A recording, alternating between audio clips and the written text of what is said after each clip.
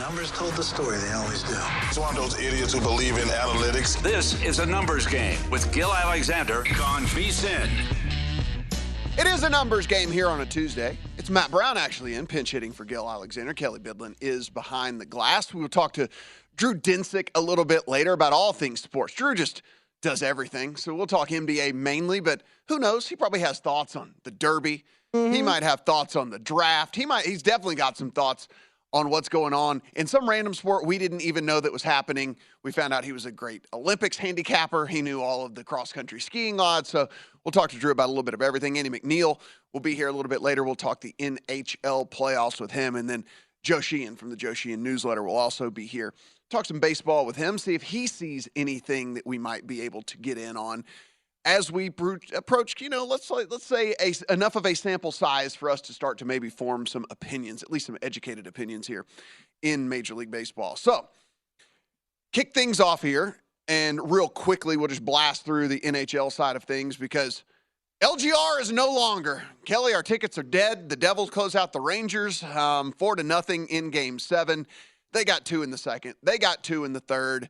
Devils goalie, a 22-year-old Akira Schmid, allowed just 2 goals in their Devils' 4 wins. He only gave up 2 goals in their 4 wins. Devils win their first series since 2012. They're going to face the Hurricanes starting on Wednesday, and this is just RIP. All of my futures tickets. I have nothing left in the NHL. I'm going to have to ask Andy what I can get in on today. I need a sweat. If it's going to be on one of the ancillary televisions, I can't just go down sitting here with every single game having some sort of one-off ticket. No, I need a team to root for, a team to back. That was LGR, and they're dead.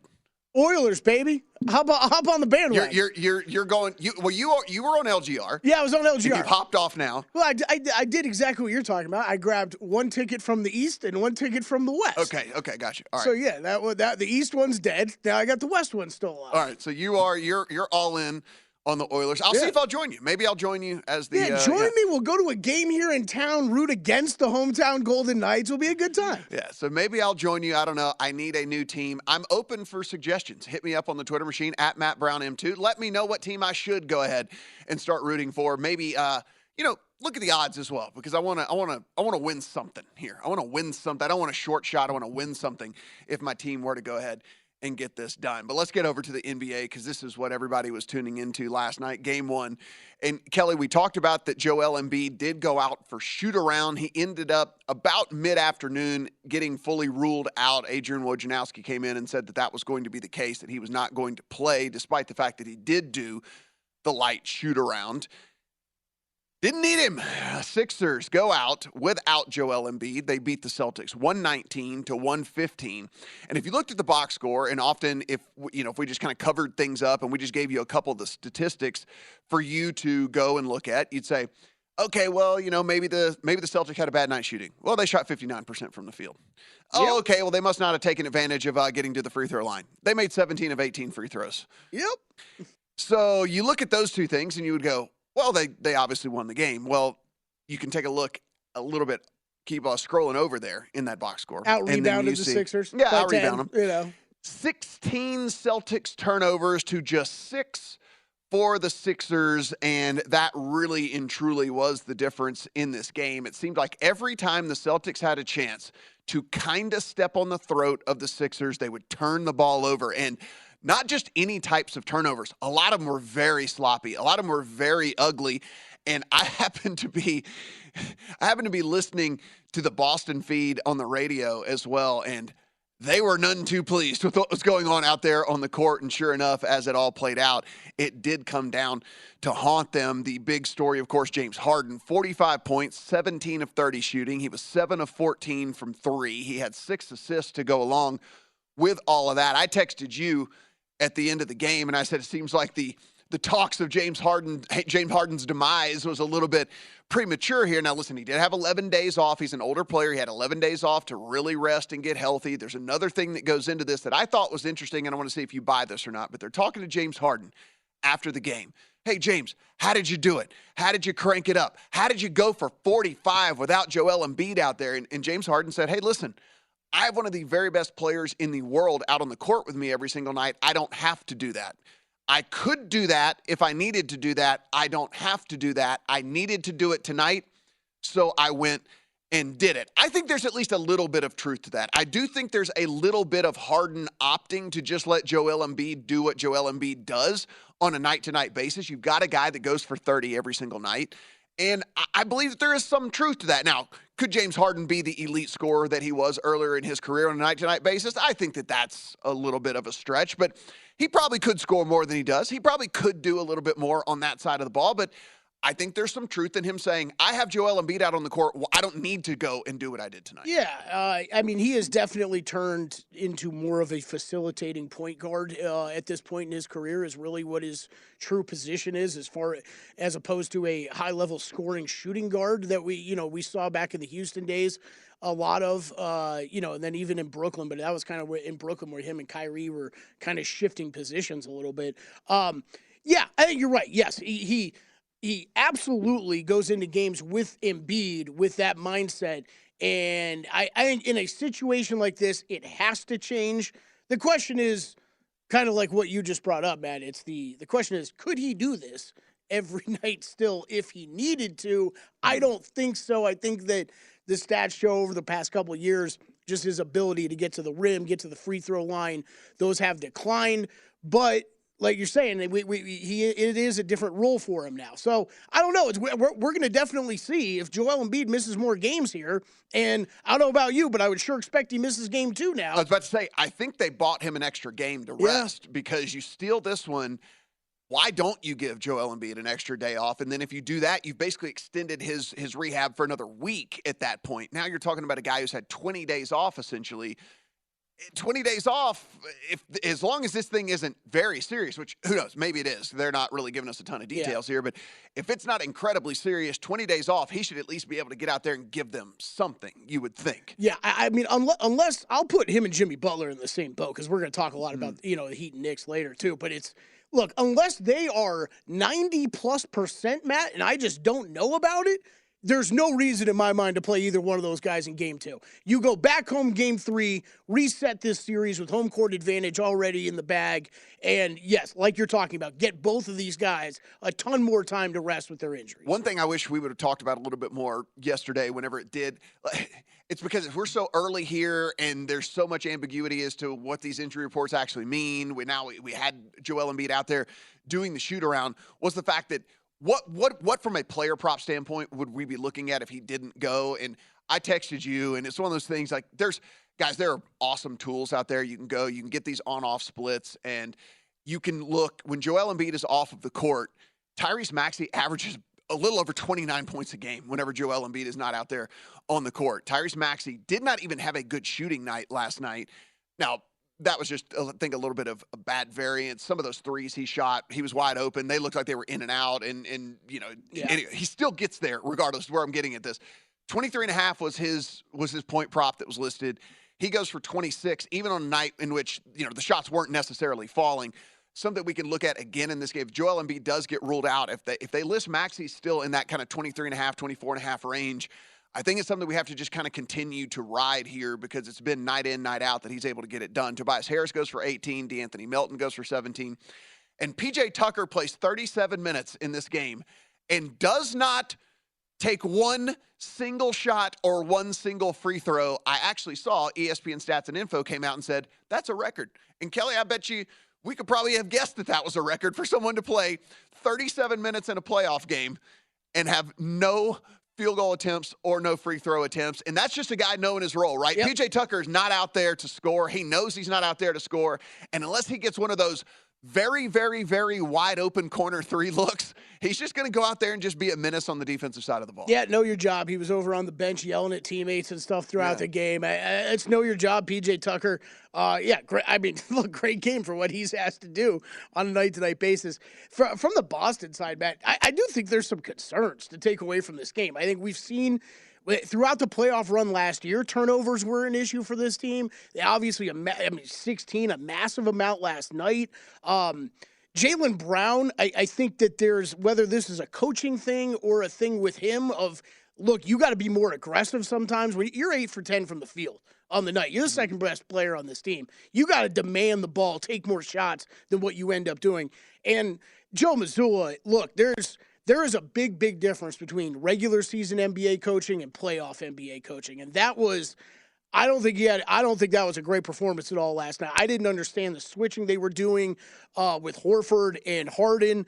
It didn't make any sense to me. They kept letting Harden get the same opportunities up at the top of the key, and he took advantage of it throughout the entirety of the game. The out of bounds play, the inbounds play I texted you about. I'm like, you're going to Marcus Smart down 2? Like you're trying to pick on James Harden in the post with Marcus Smart when you got Jason Tatum and Jaylen Brown on your team? I get it. Harden's not the greatest defender in the world, but you cannot be going to your third, fourth best offensive weapon in that kind of situation. So I think there's some big questions to take away from the Boston side of this game as well. If you don't like the Celtics, if you don't believe in the Celtics, this series line is still Celtics minus 180. You're still getting plus 150.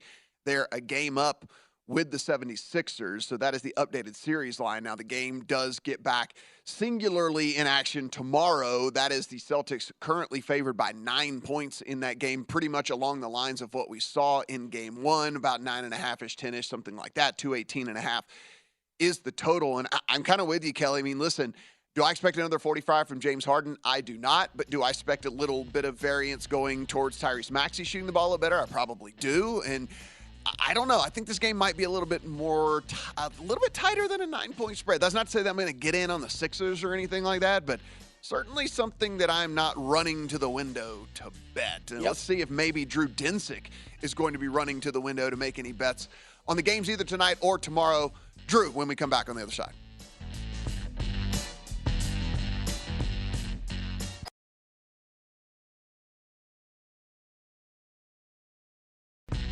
A numbers game on VSiN, the sports betting network. It's time to download Nevada's premier sports betting app, BetMGM Sports. BetMGM has all your favorite wagering options, along with in-game betting, boosted odds specials, and much more. Download the BetMGM app today. Stop by any MGM casino on the Strip with your state-issued ID to open an account. Start placing sports bets from anywhere in Nevada.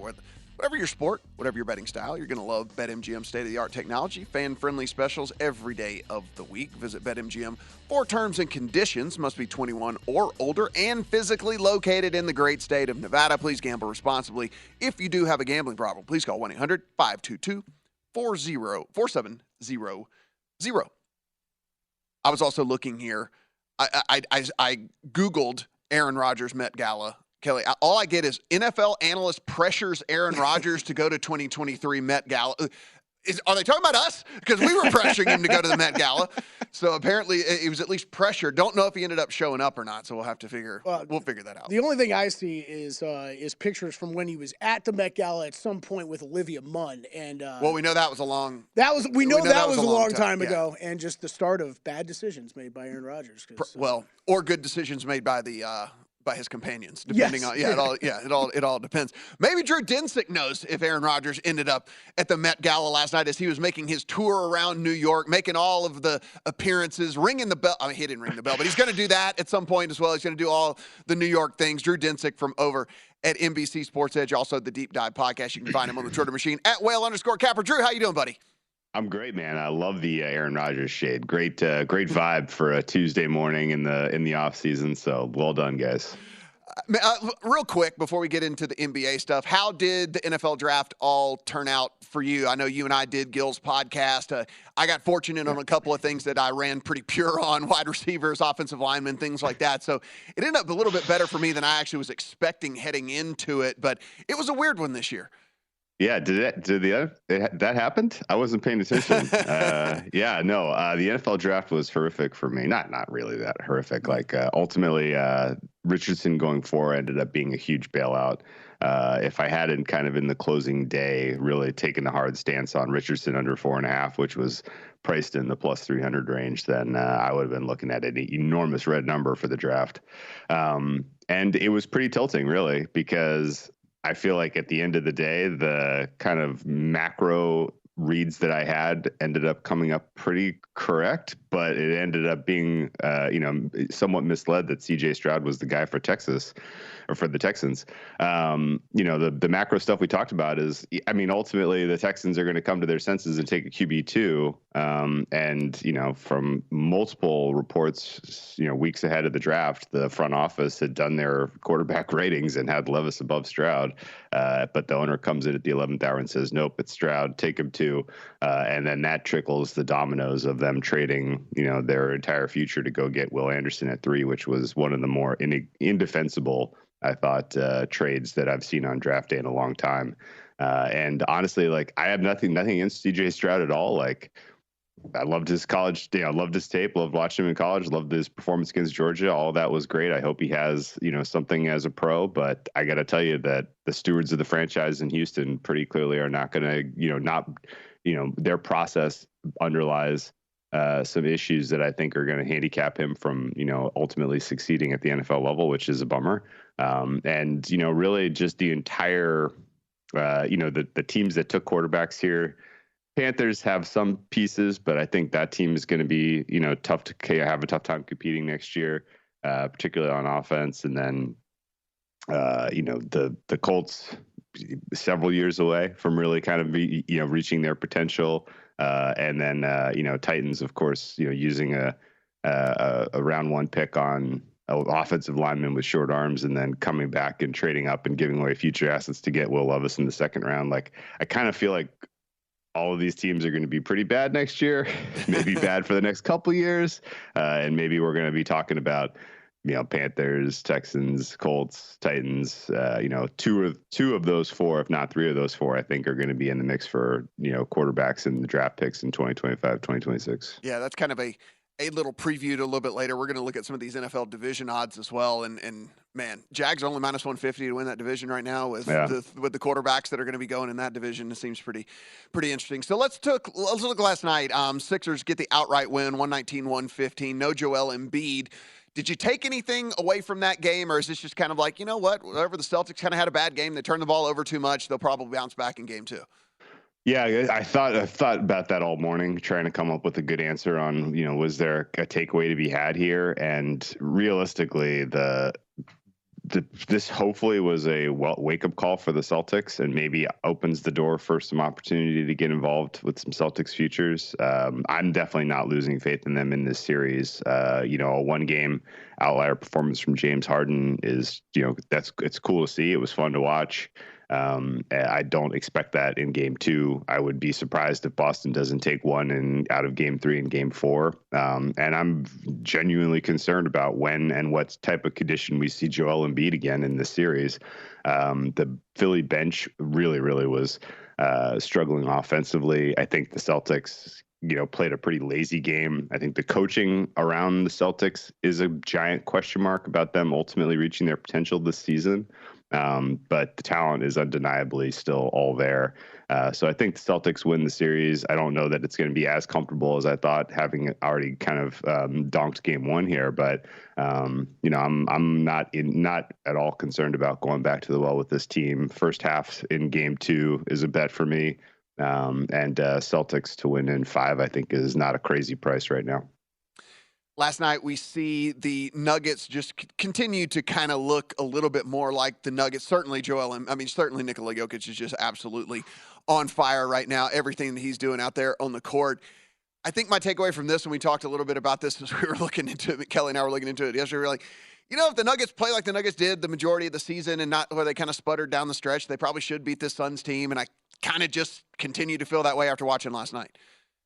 We agree. I thought that was a very impressive performance by the Nuggets. I mean, obviously Chris Paul getting hurt fueled a ton of that, but the big 4 for the Suns might be the big 1.5, and that's a problem. The Nuggets in general, just being the deeper team was not something that I had on my bingo card. But Jokic being the best player in the series looks to be the reality, and I think Nuggets potentially getting this done in 4 or 5 is what I would expect right now. I don't really think that the Suns have a ton of answers. I guess because it was a very weird game. There was a lot of really, really good looks, open looks, and they just weren't falling. And that kind of set the tone for just a little bit of an uglier game, more of a knockdown, drag out fight, as opposed to just more of the free flowing offense that we saw from the Nuggets in game one. I still didn't see anything in Phoenix's scheming defensively that tells me that they're going to keep the Nuggets, under 110 in game 3 or game 4. And if they can't find shooting, if their 3-point shots aren't going down, and oh, by the way, they are not, then I think this is potentially going to get out of hand here pretty quickly. Little karmic retribution for Suns in 4 if the Nuggets come back and give them a taste of their own medicine here. But either way, I think Denver ought to be the favorite to win the West. I think Denver ought to be second choice by a bit after the Celtics to win the title. Ultimately, if the Nuggets make a run here, it's going to save my playoffs to a degree, because I dug myself a little bit of hole in round 1, back in the Grizzlies pretty aggressively. Drew, let's go to the late game tonight. Lakers and Warriors kick off the series here. Right now, Warriors about a 4.5-point favorite in that one. Let's not talk about the game singularly tonight, but just the series overall. How do you see this thing playing out? Do you think it goes deep? Do you think that one team has any sort of mark advantage in here? I'm really interested to see this one play out. I don't have a strong opinion on the series overall, other than I think Warriors minus 145 isn't giving the Lakers quite enough credit. But the real kind of disconnect for me is, if that series price is efficient, then tonight's game is bananas incorrect. I do not think the Warriors warrant 4.5 points at home. If these two teams are as close as the market thinks, particularly considering the Lakers have an extra 2 days rest. Warriors coming off a game 7 with a turnaround, now playing a much tougher defense, to me sets up for an under and a Lakers money line play tonight. And I think as the series goes on, I give the Lakers give them a puncher's chance. Anthony Davis's health is ultimately going to drive all of this, because if he gets hurt at any point in time, then all of a sudden the Warriors have the four out of the 5 best players in the series. But with Davis playing at an all NBA level, particularly defensively, I think Warriors are going to have a tough time. This is the Steph or nothing show at this point, and I think the Lakers can take advantage of that early in the series. Drew, we got 15 seconds. 2 horses we need to bet on Saturday. Ooh, Brad Cox horses. Give me some Verifying in the 2, and give me some Angel of Empire. I think the Cox horses look ready to pop. You can find Drew over at NBC Sports Edge. He's over there doing content for you on a daily basis. The Deep Dive podcast is something you need to go and subscribe to. So just go in. It'll be in your podcast feed every time they put one out. And, of course, on the Twitter machine at @whale_capper. Drew, thanks for the time today, buddy. Appreciate it. Hey, best of luck, you guys. I'm going to bet those horses just blindly, I think. That's where we're going with this. Andy MacNeil and NHL on the other side.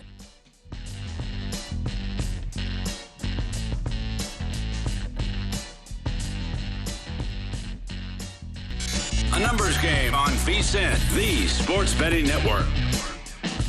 There's a lot to bet on in the next 30 days. For a limited time, you can subscribe to VSiN for only $9.99 American. That gets you insight into daily baseball best bets, NBA and NHL playoff things, VSiN upcoming Kentucky Derby betting guide. I think that comes out on Thursday, so you want to go ahead and take advantage of this $9.99 offer. Only VSiN Pro subscribers get access to our daily recap of the top plays made by VSiN show hosts and guests here on the network. Tools like our betting splits. It lets you see where the money and the movement is for every single game, and not just this game and stuff in the future as well. Also, a top VSiN experts leaderboard, viewing betting records, profit, and ROI. See which VSiN expert has the hot hand. You can sign up now for just $9.99 American over at VSiN.com. That's $13.61 Canadian. Andy knew that. We're going to be talking to Andy MacNeil here in just a second.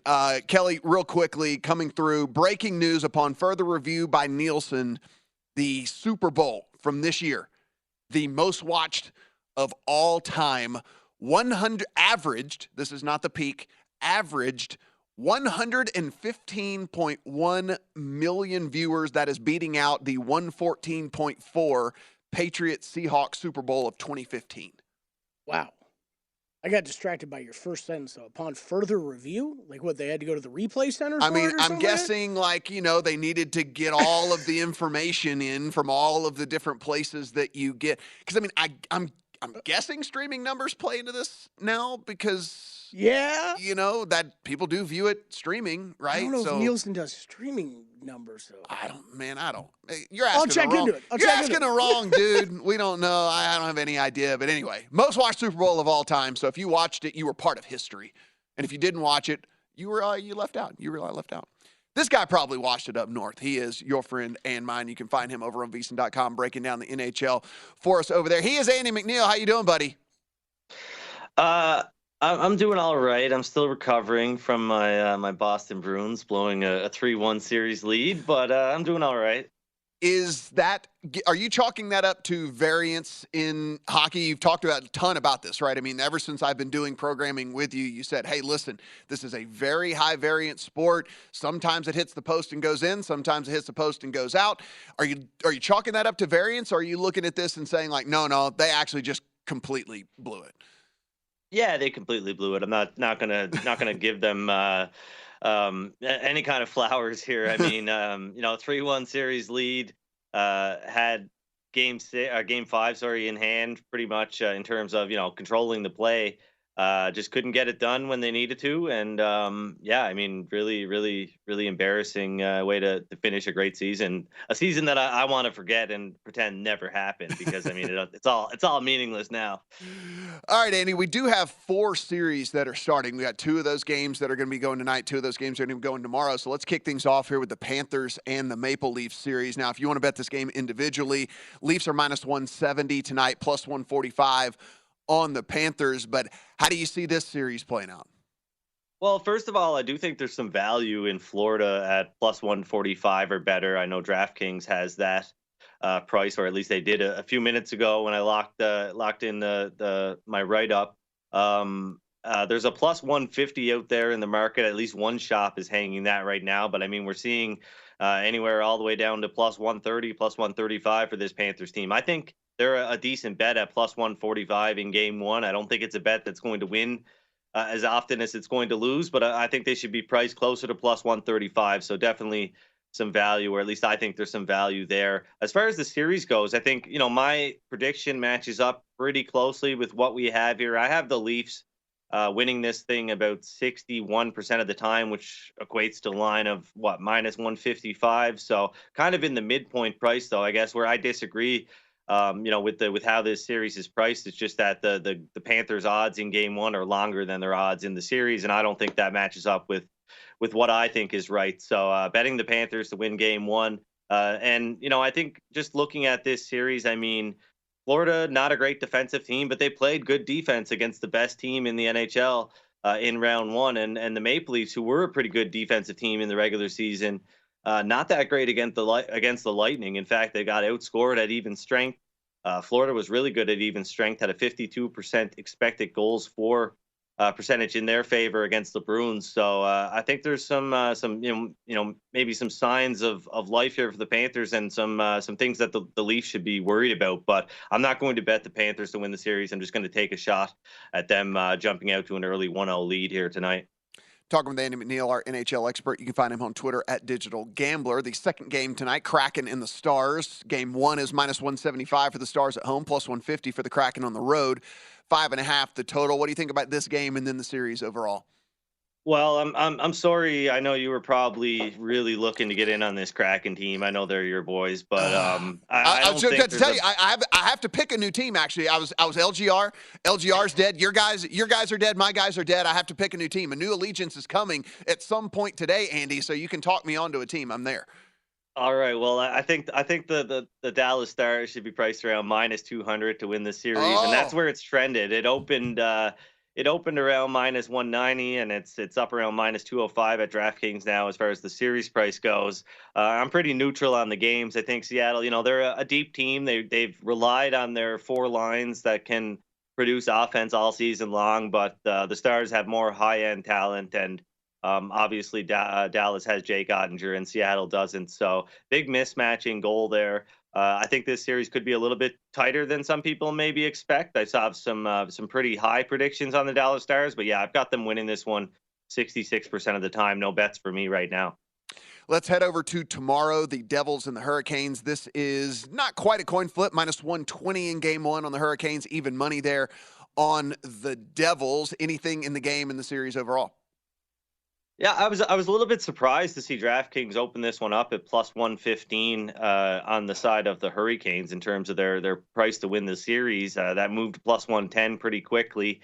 A lot of other shops had opened this one up as more of a pick 'em, not with the Devils as a favorite, but DraftKings put the Hurricanes up at those odds. I would say they're probably the value play at those odds. I've got the Devils winning this one 51% of the time.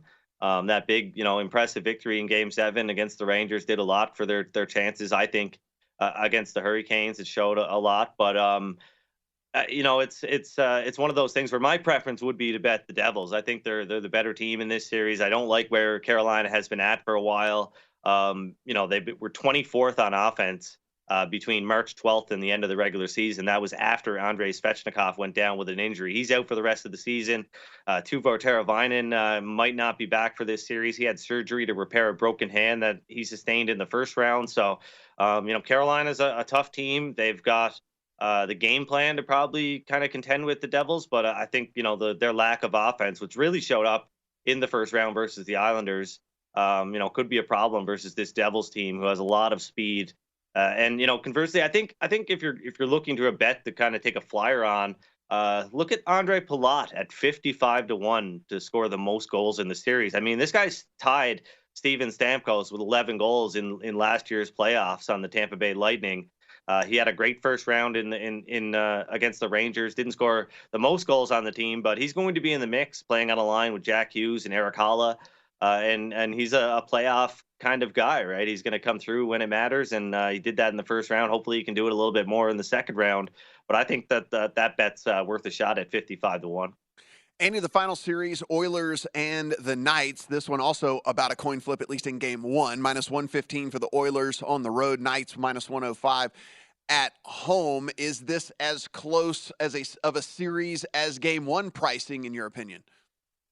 Well, the Vegas is at home here, so that's why Edmonton isn't a bigger favorite. But home ice hasn't mattered a whole lot in the playoffs. I'm showing some small value on the Oilers at minus 110. I do have them to win the series at minus 145 or better, up to minus 150, really. I think they'll win it 62% of the time.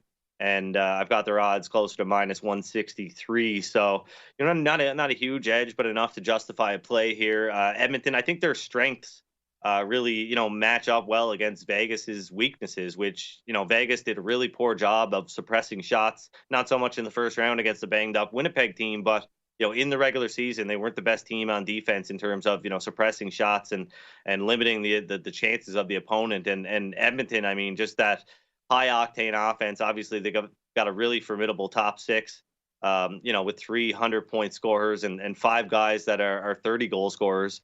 It's going to be a tough series both ways, but I like the Oilers to win this one, and I think their star power will carry them over the Golden Knights. I think they've also got a decent edge in goal. Stuart Skinner wasn't great in round one, but Laurent Brossoit, I mean, it's pretty shaky ground to be standing on to have this journeyman goaltender kind of leading you into the second round here. So we'll see what happens. Maybe Vegas makes a switch if it doesn't get off to a great start for Brossoit, but right now I've got Edmonton to win the series. That's my only series bet of the second round so far. Edmonton to win the series. You heard it here first. It is Andy MacNeil. You can find him over on VSiN.com and also on the Twitter machine at Digital Gambler. Andy, appreciate it, buddy.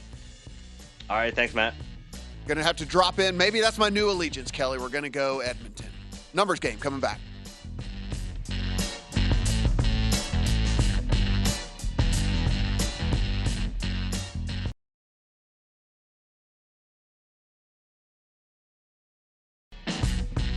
A numbers game on VSiN, the sports betting network.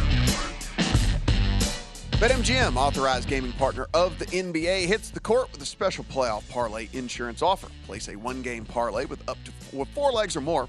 Get back a bonus bet up to $25 if you miss one leg. Now, enjoy the playoffs like never before with BetMGM's daily promotions, boosted odds specials with parlay selection featuring throughout the postseason menu. Log in now or sign up and opt in to get your $25 bonus bet if one leg in your parlay falls short. BetMGM GameSense remind you to play responsibly and offer resources to help you make the appropriate choices. BetMGM.com for the terms and conditions here. 21 years of older to wager. New and existing customers can get this offer. All promotions are subject to qualification and eligibility requirements. Reward issued non-withdrawable bonus bets. Bonus bets expire 7 days from issuance. Please gamble responsibly, and if you do have a gambling problem, call 1-800-GAMBLER. Promotional offer is not available in Washington, D.C., Mississippi, Nevada, or New York. So we are looking here, Kelley, and I am wanting to let's at least touch very quickly. We didn't get to the second NBA game last night when we were kind of doing the recap at the top, and rightfully so, because, look, that first one was the real shocker of the evening. You have Jason Tatum go for 39, 11, and 5. You still lose the game without Joel Embiid out there on the court. Not to kind of gloss over the fact that the Nuggets beat the Suns by 10, 97-87. Chris Paul did leave the game with a groin injury. That is something that we will monitor as we go forward. But Nikola Jokic, 39, 16, and 5.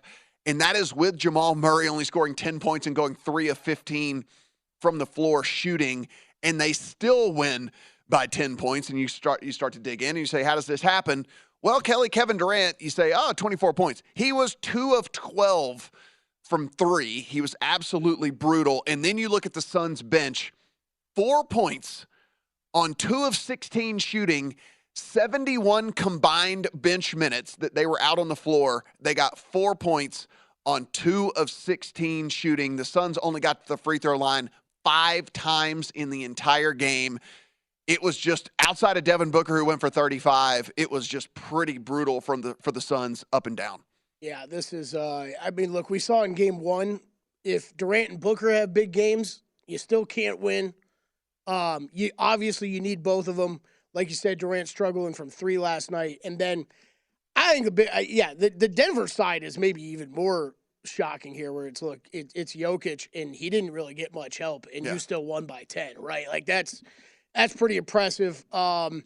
I think this Denver team is just – we touched on it with Drew. I think they're just too much for Phoenix. Phoenix is another summer away from being able to reconstruct this roster to really balance it out with what they have with Durant and Booker. Well, they did bring up last night. Again, I think it's hard for us to really wrap our brain around, because, again, it did happen so long ago. And all.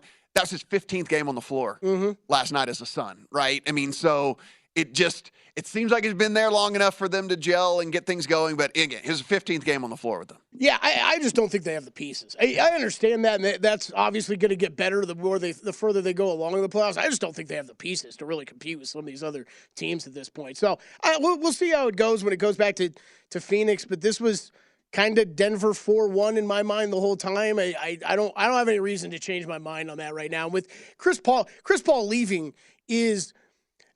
I would have downplayed this, I think, earlier in the season, but with how thin their bench is and other scoring outlets that they have, right? Like, it's a bigger deal than it would have been. So, yeah, him going out, and if he misses time, growing issue again for Chris Paul. This is something we've seen before. He misses time. Like, this is going to be really tough to act. It's extended minutes for somebody who hasn't been contributing is basically all it will be. It'll be someone who has to step into the starting lineup, and whoever that person is someone that's going to be coming in that has not been contributing at all. So I'm with you. I think this one is dead. So let's head, guys, after the draft, DraftKings just starts throwing up markets left and right. There's markets all over the place, and according to the divisional odds are showing that the Chiefs in the AFC West are your minus 165 favorites. I wanted to start here, Kelley, with this one, because this one, to me, is the one I have the least amount of interest in. It's the Chiefs division until I see otherwise. I'm not going to do this whole, I think the Chargers, I'm not doing that anymore.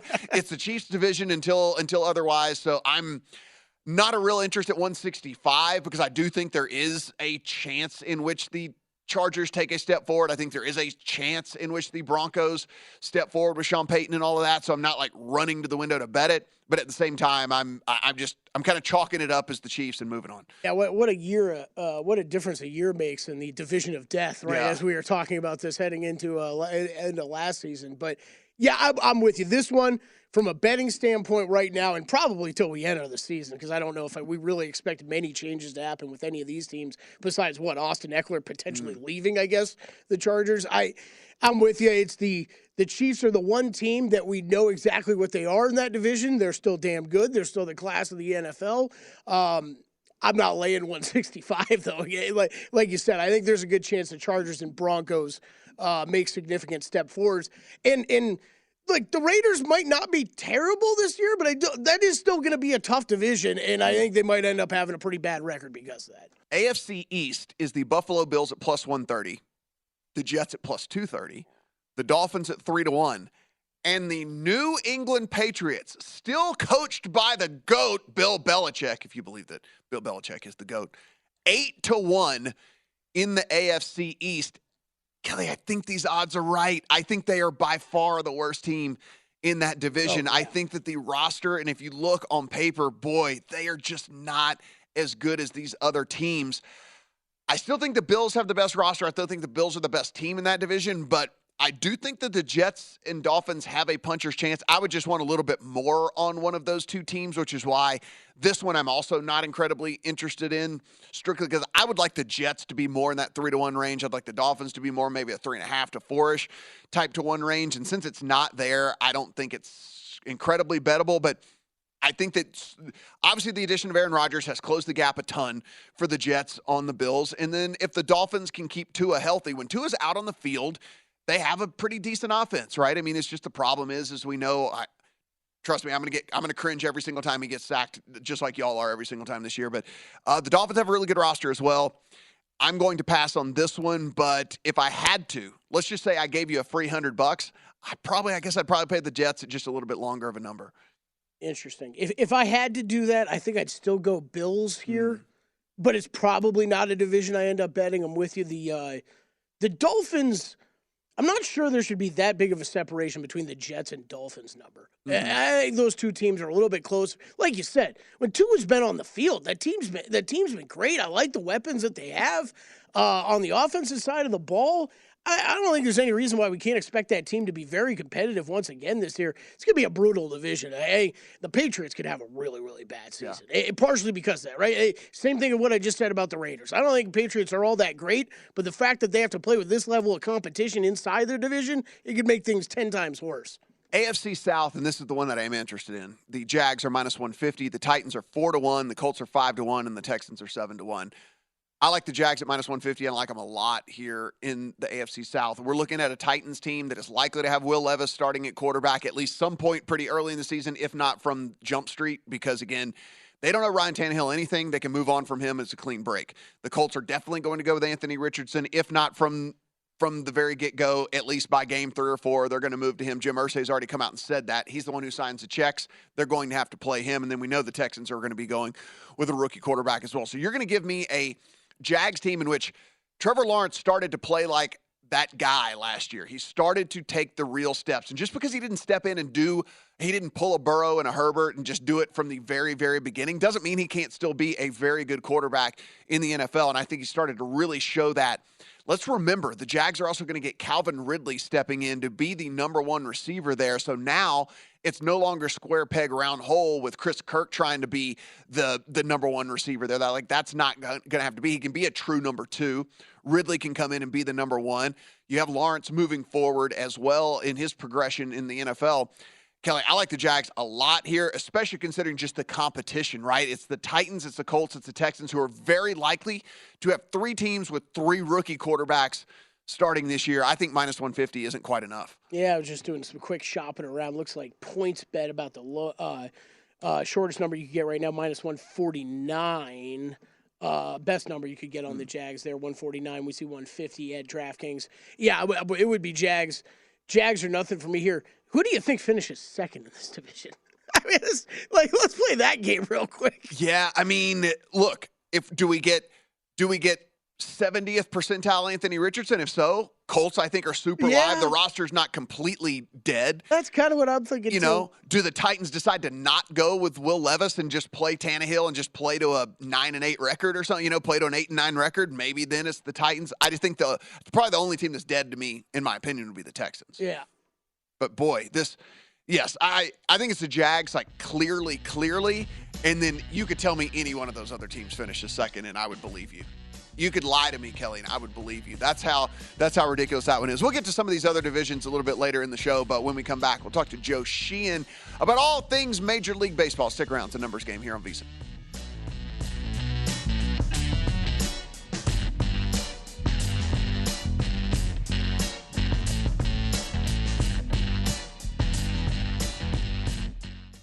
If your job at a healthcare facility includes disinfecting against viruses, you know prevention is the best medicine. And maintaining healthy spaces starts with a healthy cleaning routine. Grainger's world-class supply chain helps ensure you have the quality products you need when you need them. From disinfectants and cleaning supplies to personal protective equipment, so you can help deliver a clean bill of health. Call 1-800-GRAINGER, click Grainger.com, or just stop by. Grainger, for the ones who get it done.